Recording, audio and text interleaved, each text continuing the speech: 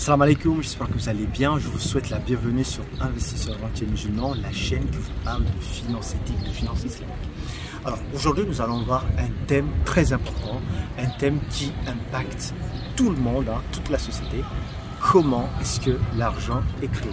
Dans cette vidéo, vous allez voir comment est-ce que les banques centrales, les banques classiques créent de l'argent et comment est-ce que cela a concrètement un impact sur votre vie en termes de pouvoir d'achat, etc.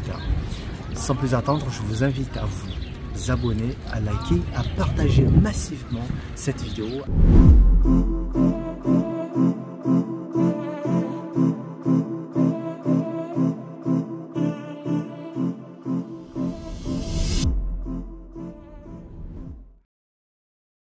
Aujourd'hui, on va parler de création monétaire. Comment est-ce que la monnaie est créée? La monnaie, c'est cet outil que nous utilisons tous les jours dans nos transactions, dans nos courses, etc.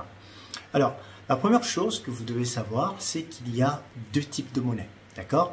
Il y a ce qu'on appelle la monnaie fiduciaire, donc c'est la monnaie papier, et cette monnaie papier, elle est créée par la banque centrale, ok? Et il y a ce qu'on appelle la monnaie scripturale, ce sont simplement des écritures. Par exemple, lorsque vous vous connectez sur votre application, sur votre compte bancaire, vous avez par exemple 1000 € sur votre compte, eh ben, ces chiffres qui apparaissent sont simplement des écritures, c'est ce qu'on appelle la monnaie scripturale. Alors, ce qu'il faut savoir, c'est que 92% de la monnaie, elle est scripturale, c'est-à-dire 92% de la monnaie est sous forme de chiffres virtuels qu'on vous affiche sur votre compte bancaire. Alors, comment est-ce que la monnaie est créée? Vous avez deux mécanismes de création monétaire. Le premier mécanisme, c'est ce que je viens de dire, c'est avec la banque centrale. Donc la banque centrale imprime simplement des billets grâce à des machines qu'elle extampille avec 50, 100 €, etc. Okay? Donc ça, c'est la première des manières. Et la deuxième des manières, c'est via les banques commerciales. C'est-à-dire aujourd'hui, quand vous partez demander un crédit au niveau de la banque, le banquier, il n'a pas l'argent. Okay? Il n'a pas l'argent. Par exemple, si vous demandez 400 000 € pour acheter une maison, lorsque vous vous présentez, bien évidemment, le banquier va prendre un certain nombre de garanties, il va vous demander quels sont vos revenus, vos charges, etc. Et il va prendre son ordinateur, il va se connecter à une application, il va valider votre dossier et il va mettre 400 000 €. Donc ce sont ces 400 000 € qui vont être transférés chez la banque du notaire. Okay? Donc par un jeu d'écriture, vous aurez 400 000 € aussi chez la banque du notaire. Ensuite, le notaire va transférer ces 400 000 € vers la banque du vendeur. D'accord? Donc le vendeur final verra que son compte a été crédité de 400 000 €. Mais cet argent, vous ne pouvez pas le retirer, bien évidemment. C'est de l'argent qui transite que via des virements. Et le comble dans tout ça, je pense que vous avez un peu senti l'entreloupe, c'est que le banquier finalement, il vous vend entre guillemets du vent, c'est-à-dire il vous vend une marchandise qu'il vient de créer à partir de nulle part, sans aucun effort. En revanche, vous de votre côté, il va falloir que vous travaillez pendant 20 ans ou 25 ans, que vous vous réveillez tous les matins, que vous galérez, que vous prenez les transports en commun pour que vous puissiez rembourser non seulement le capital qui est de 400 000 €, mais également les intérêts qui vont avec. Donc le banquier, il fait ce jeu, d'accord, sur des milliers de personnes, ce qui lui permet de créer de la monnaie à partir de nulle part. Vous allez me dire, mais les banques ont de l'argent, les banques ont l'argent que les banques nous prêtent, c'est l'argent qu'elles ont. Pas du tout, c'est ce que je viens d'expliquer.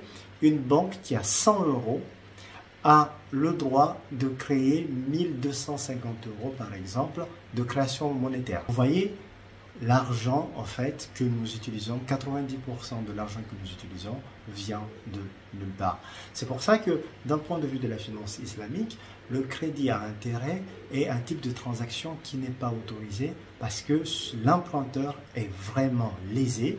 Et à cela s'ajoute le fait que le banquier finalement ne prend aucun risque.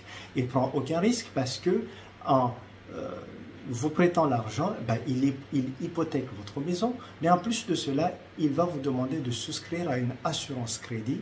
Donc si vous arrive quelque chose, si vous perdez votre emploi ou bien vous avez une inaptitude par exemple, le banquier est sûr de retrouver son argent.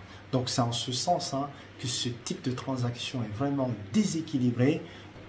Réfléchissez-y bien avant de vous engager dans un crédit, au-delà même des aspects relatifs à la finance islamique. Un crédit peut vous enchaîner, et surtout quand vous pensez que celui qui vous a prêté l'argent n'a quasiment fait aucun effort, la facture, elle est salée.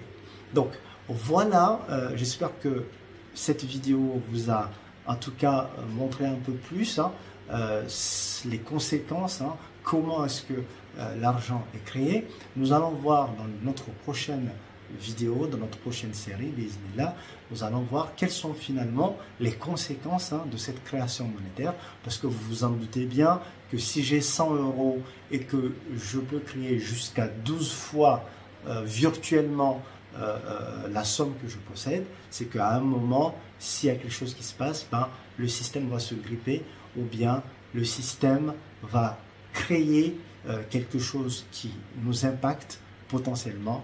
Donc c'est l'inflation, et ça c'est un sujet que je vous réserve pour la prochaine fois. Sur ce, je vous dis salam alaikum.